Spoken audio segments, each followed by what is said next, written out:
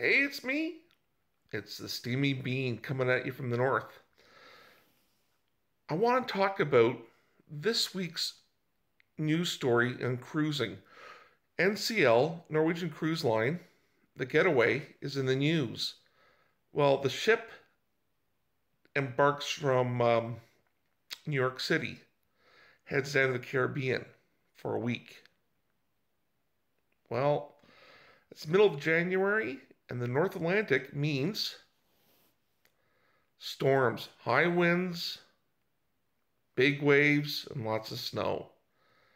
And if you've been following the news, there's a lot of people on that cruise line that were scared. A lot of them facing storms.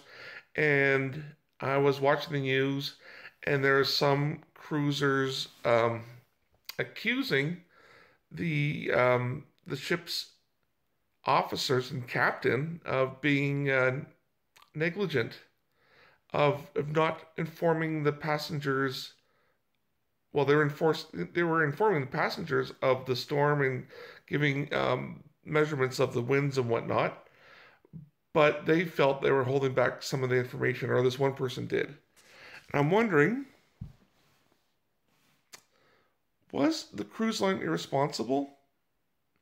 I was listening to cruise radio, and Doug Parker, if you don't know cruise radio, I highly recommend it to you if you enjoy cruising, because this podcast it's fascinating. Half the podcast he talks to someone from the industry, then another half of the podcast he talks to someone who's just come off the cruise. And he did a surprise podcast during the weekend. He usually puts his podcast out on Thursdays, but because of the situation, it was warranted a Saturday release. So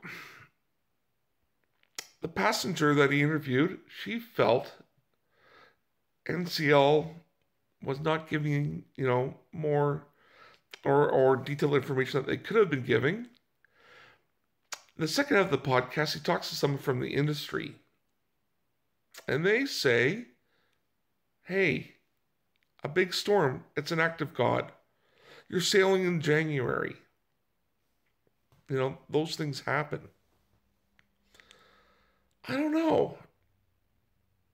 I'm thinking, well, the captain of the ship,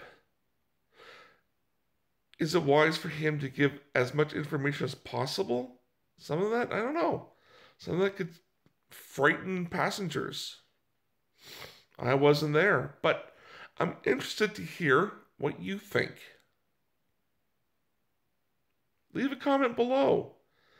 Give me a thumbs up. I'm interested in reading on your thoughts on the cruise that's making the news this week in January 2018. Until next time, vlog à fini.